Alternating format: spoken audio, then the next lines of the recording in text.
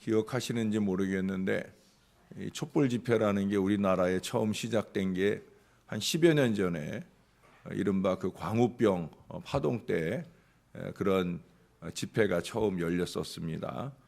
유럽을 가장 오래도록 뒤흔든 사건도 바로 이 광우병 파동이었습니다. 광우병에 감염된 소를 먹으면 불치병인 인간 광우병의 원인이 된다 해서 그때 수십만 마리의 소가 도살이 되었고, 이로 인해서 한때 쇠고기 소비가 1차, 2차 대전, 이 전쟁 시를 제외하고는 가장 크게 격감하는 등의 큰 파장이 일어났었습니다. 광우병이라고 하는 것은 그 소가 마치 미친 듯이 계속 사지를 떨다가 죽는다고 해서 그래서 광우병이라고 명명이 되었어요. 소가 이처럼 무서운 광우병에 걸리는 제일 원인은 여러분도 이미 아시는 것처럼 이 동물성 사료를 쓰는 것 때문에 원인이라고 그렇게 밝혀졌습니다.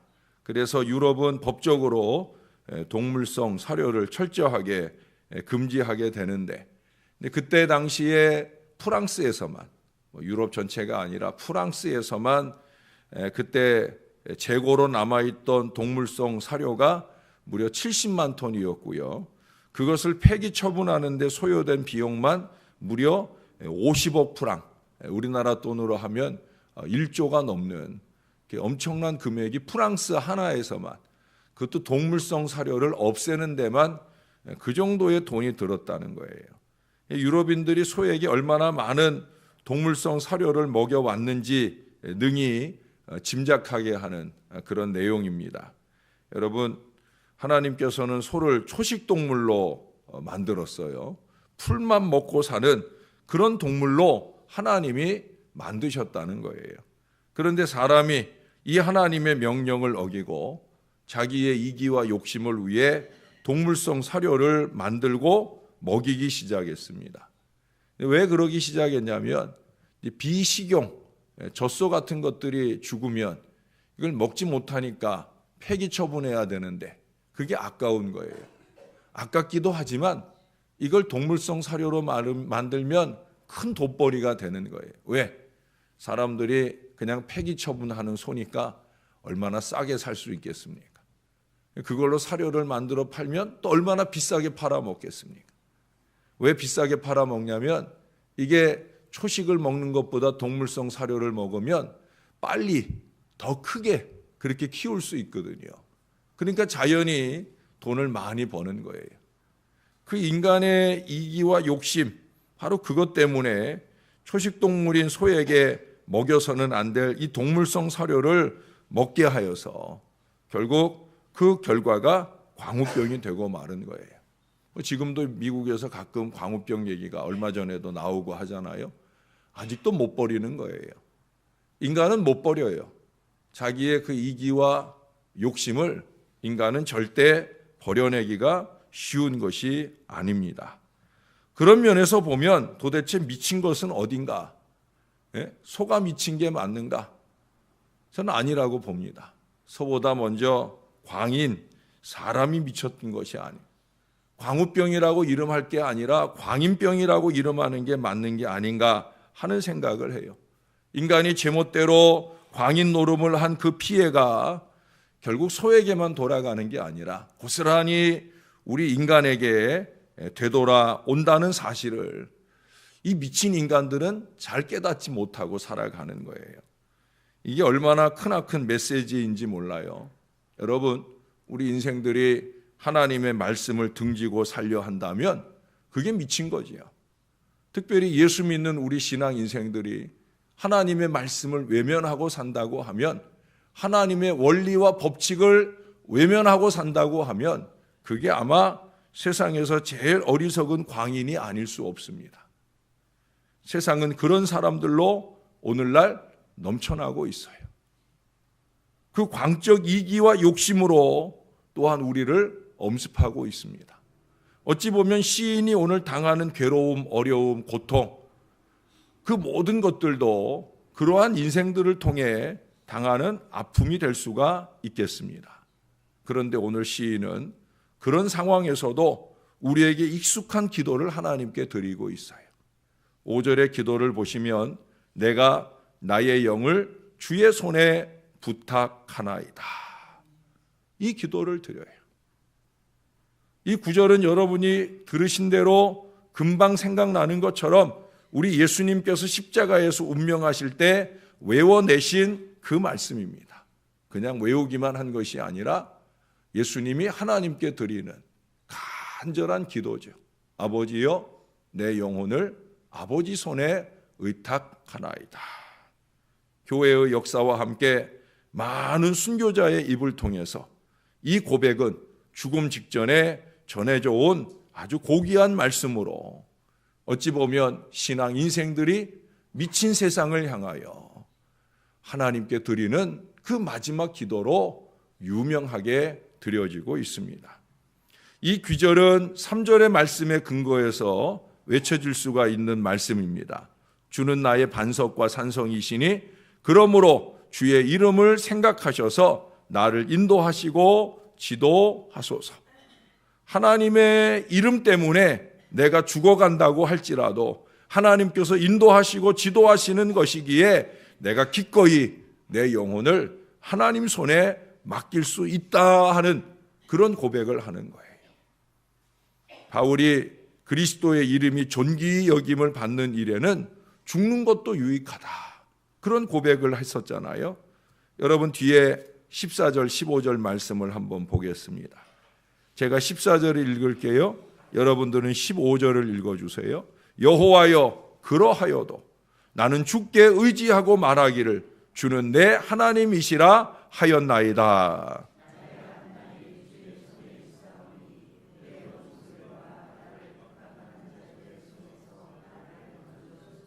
아멘. 나의 원수 나를 핍박하는 자들로 인해 참 많이 괴롭고 힘들다는 거예요. 그러하여도 나는 주님만 의지하겠다고. 주는 내 하나님이시라고. 이 고백을 놓치지 않는 모습을 보여줍니다.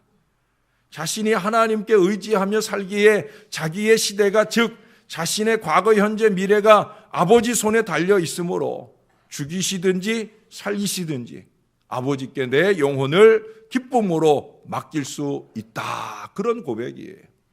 그러므로 이런 믿음의 사람들은 기꺼이 아버지여 내 영혼을 아버지 손에 부탁합니다 라고 말하면서 순교의 영광에 이룰 수 있는 거예요.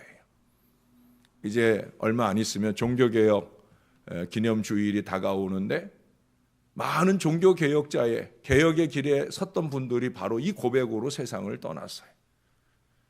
최초의 순교자였던 스테반 집사, 그는 유대 종교개혁을 유대교 안에서 예수 신앙의 종교개혁을 이루려다가 그는 많은 유대인들의 돌에 맞아 생명을 잃게 됩니다.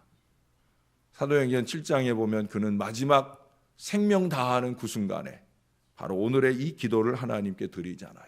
내 주여 내 영혼을 받아주소서. 그는 기꺼이 하늘나라를 바라보며 이 기도로 세상을 떠났어요. 헝가리의 유명한 종교개혁자는 존 후스입니다. 그는 화형을 당하게 되어 십자가에 몸이 묶이고 화염이 그의 몸을 막 사르고 그 화염이 올라오면서 연기로 그의 목이 칵칵 맥히는 가운데서도 한마디 한마디 어렵게 내놓은 고백이 아버지여 내 영혼을 아버지 손에 부탁합니다 라는 이 순교의 고백으로 주님 나라에 이르렀습니다. 유명한 마틴 루터나 멜랑이톤 같은 종교개혁의 거장들도 각각 이 31편 5절을 외우면서 조용히 하늘나라를 향해 눈을 감았어요.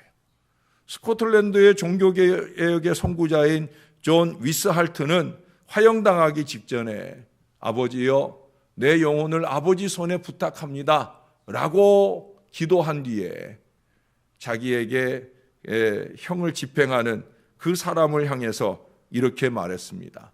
이것이 내가 당신을 자네를 용서하는 표시일세. 이제 자네의 일을 하시게나. 자네의 일이 나를 죽이는 일인데도 불구하고 그는 기꺼운 용서로 그에게 용서의 고백을 아버지여 내 영혼을 아버지 손에 부탁하나이다. 여러분, 이 고백은 원수를 향한 증오와 미움을 가지고 하는 고백이 아니에요. 주님께 가는 마지막 마음이 그 미움과 증오를 가지고 갈 수는 없는 거잖아요. 내 영혼을 아버지 손에 부탁합니다 라는 이 고백을 하나님께 드릴 사람의 그 마음은 어떤 마음이어야 하는 것을 우리 신앙의 선진들은, 오늘 다윗은 우리들에게 가르쳐주고 있습니다. 이 말이 성도의 마지막을 아름답게 장식해 줄 수 있는 것은 우리의 삶의 주관자이신 우리 하나님을 인정할 때만 가능할 수 있는 거예요. 세상에서 시간을 전적으로 조절하시는 분은 우리 하나님 한 분뿐이십니다. 하늘의 움직임을 밤하늘에 나아가서 보셔요. 셀 수 없이 많은 별들이 움직이고 있어요. 근데 그것들이 하나도 부딪히지를 않아요. 1, 2초를 빠르게 움직이려다가 사고를 유발하는 우리 인생들과는 확연하게 다른 걸 보게 됩니다.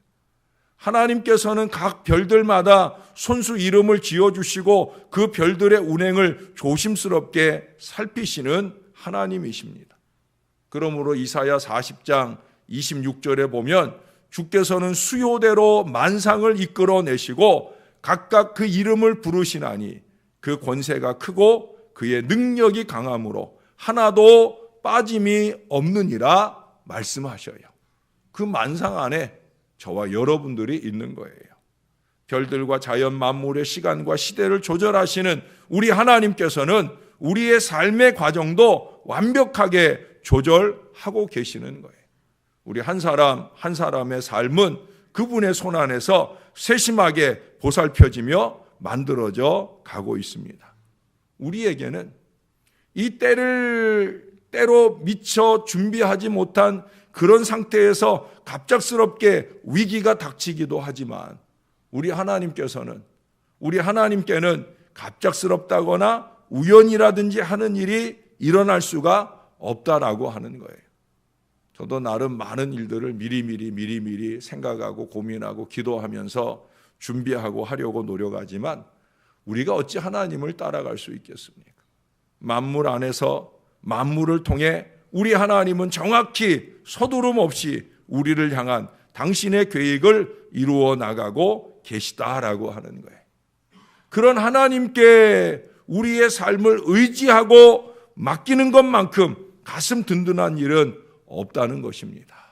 우리가 지난 토요일에도 이 앞에 시편 30편 말씀을 통해 설사 우리가 죽음에 직면했을 때라도 우리가 하나님께 기도함으로 살아날 수 있는 놀라운 은혜가 임할 수 있다라는 말씀을 상고했었습니다. 말씀대로예요. 어제도 우리가 이사야 12장 말씀을 들었잖아요. 거기 이사야 12장 2절의 말씀에서 우리가 상고했잖아요. 우리가 하나님께 의뢰할 수만 있다면, 우리가 하나님을 신뢰할 수만 있다면 모든 두려움이 떠나가고 하나님의 구원의 큰 은총을 입게 되는 줄로 믿습니다. 이 믿음이 필요한 거죠. 이 모든 역사는 하나님께 맡겨진 개인의 삶 속에서는 얼마든지 가능한 거예요. 우리가 하나님을 온전히 의지하지 못해서, 하나님께 맡기고 살지 못해서 나의 시간과 물질과 나의 땀과 눈물을 그저 내 마음대로 살려 해서 문제지. 우리 하나님의 말씀에 의지하여 그분의 뜻을 따를 이 믿음만 있다고 하면 얼마든지 우리 하나님의 은혜와 역사를 경험할 수 있다는 거예요. 그러므로 오늘 시인은 그가 당한 이 어려움 가운데서 자신의 과거와 현재가 그러했듯이 미래의 삶도 아버지 손에 있습니다. 그러므로 저는 다만 하나님을 의지하며 내 영혼을 아버지 손에 부탁합니다라고 담대히 기도할 수 있는 거예요. 그는 자신의 그 기도만 하고 있지 않아요. 자기 주변의 많은 사람들이나 오늘 우리들에게 권면도 해요. 여러분 마지막 23절, 24절로 가보겠습니다. 제가 23절을 읽을게요. 여러분들이 24절을 읽어주셔요. 너희 모든 성도들아 여호와를 사랑하라. 여호와께서 진실한 자를 보호하시고 교만하게 행하는 자에게 엄중히 갚으시느니라. 아멘. 이게 진리이기 때문에 누구보다 하나님을 사랑하고 누구보다 하나님을 의지했던 다윗이기에 그 가운데 수없이 많은 하나님의 은혜를 경험했기에 그는 담대하게 모든 성도들을 향해 하나님의 백성들을 향해 이 권면을 하고 있어요. 사랑하는 여러분, 자기의 생애를 하나님께 맡길 수 있는 신앙은 매일의 시간을 하나님께 드리는 습관으로부터 가능해지는 거예요. 우리가 왜 새벽 첫 시간을 드립니까? 주님의 제단에 와서 드리거나 새벽 아침 눈을 뜨고 일어나 하루의 일과를 시작하기 전에 여러분, 하나님께 하루의 삶을 왜 맡겨드리십니까? 그건 다름 아니에요. 하나님께 나의 시간을 다스리는 권리를 우리가 이 아침에 하나님께 드리면서 하나님, 나의 하루의 일과를 통해 항상 적절한 시간에 합당한 장소에 있도록 해 주시옵소서라고 기도할 수 있다고 하면 우리는 주의 이름을 인하여 죽게 되는 것도 합당하게 여기며 감사할 수 있고요. 하나님의 은혜로 죽음 가운데서 살림을 받아도 하나님의 남은 사역을 위해 복된 것으로 여길 수 있게 되는 거예요. 그래서 바울처럼 사나 죽으나 주의 영광을 위한 우리의 마무리가 가능할 수 있다는 겁니다. 여러분, 시간이라고 하는 것은 우리 모두에게 공평하게 주어진 하나님의 선물입니다. 물론 그 길이가 길고 짧은 차이는 분명히 있겠지요. 그러나 길거나 짧거나 분명히 하나님이 주신 선물이에요. 우리의 남은 시간들이 얼마인지 우리는 아무도 알지 못합니다. 지금부터라도 우리 하나님께 좀 맡기고 사십시다. 새벽 아침마다 우리가 하나님께 가장 많이 드려야 될 기도는 다름없습니다. 하나님, 나의 시간을 아버지께 맡깁니다. 나의 하루를, 나의 한 주간을, 나의 한 달을 아버지께 맡깁니다. 그 믿음의 마음으로부터 우리의 마지막 숨이 멎을 때 하나님, 나의 영혼을 아버지 손에 부탁합니다. 이 기도도 가능한 거예요. 세상은 점점 미쳐 돌아갑니다. 이 미친 세상 가운데서 하늘의 별들을 충돌 없이 운행하시는 우리 하나님의 손길이 우리를 붙들지 아니하시면 우리가 한 발자국도 앞으로 나갈 수 없는 그런 세상을 우리가 살고 있어요. 하나님 믿지 않는 백성들만 아니라 하나님을 믿는다고 교회에 발을 들여놓는 인생들까지도 하나님의 말씀을 외면하고 사는 시대를 살고 있어요. 그런 시대에 우리가 무엇을 더 바라겠습니까? 아버지여, 내 영혼을, 나의 삶을 아버지 손에 부탁합니다. 이 기도가 저와 여러분에게 쉬지 않아서 우리를 꼭 붙들고 책임져 주시는 은혜가 이후에도 우리가 살아가는 동안 우리가 이 세상에 삶을 마치고 주님께 가는 그때까지라도 어느 때든지 우리를 붙들어 주시는 그 큰 은혜 안에 사는 저와 여러분이 될 수 있기를 우리 구주 예수님의 이름으로 간절히 축원합니다. 기도하겠습니다. 세상의 사람들이 자기의 이기와 욕심을 위해 그렇게 어리석은 하나님의 뜻을 외면하는 인생을 사는 것은 어찌 보면 당연한 세상이 되어가고 있습니다. 그러나 오늘 이 시대가 교회 안에서조차도 하나님의 백성들조차도 하나님의 말씀을 뒷전으로 여기며 사는 그런 시대가 되고 있습니다. 하나님의 말씀을 앞세우고 그 말씀의 지도와 인도를 따라 아름답게 살아갈 때에야 그래야 승리의 신앙도 가능하고 영광의 미래를 하나님께 드리는 이 축복된 역사도 가능할 터인데 안타깝게도 오늘 이 시대가 미쳐가고 있습니다. 하나님, 이런 때 우리는 정신을 바짝 차리고 주의 말씀을 붙들게 하여 주옵소서. 말씀에 의지하여 우리의 영혼을 주님께 맡기고 사는 신앙의 백성들이 되게 하여 주시옵소서. 이 말씀의 나침판이 가르쳐주는 바를 따라 제대로 살아갈 신앙의 인생들이 되게 하여 주옵소서. 오늘도 시인은 우리들에게 권면하고 가르칩니다. 단 하루를 살아도 아버지 앞에 그 시간들을 맡기고 살아라. 하나님을 좀 의지하고 살아라. 하나님께 우리의 영혼을 부탁하고 살아가 보자고 그렇게 권하오니, 하나님, 이제 한 주간을 시작하는 이 첫 아침을 주님께 올려드리면서 하나님, 우리가 가 머물러야 할 곳에 가 있을 수 있도록, 우리가 가서 만나야 할 사람에게 만날 수 있도록 하나님, 그렇게 우리의 하루를, 우리의 한 주간을 주장해 주시옵소서. 이 기도를 주 앞에 아뢰며 시작하는 저희 모든 자녀들이 되게 하여 주옵소서. 저와 이 모든 주의 자녀들이 어디를 가든지 무엇을 하든지 누구를 만나든지 하나님의 선하시고 온전하시고 기뻐하시는 그 뜻이 무엇인가를 믿음 안에 분별하고 우리 아버지 하나님을 기쁘시게 하는 신앙의 역사를 아버지 앞에 이루며 살게 하여 주옵소서.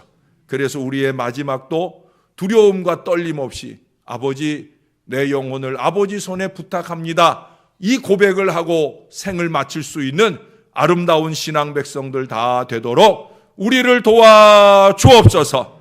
특별히 태풍의 피해를 만나거나 크고 작은 어려움을 만나 신음하는 이 땅의 백성들을 주님 위로해 주시고 그들을 향한 넉넉한 구호의 손길이 이 땅 구석구석에서 아름답게 펼쳐지게 도와 주옵소서.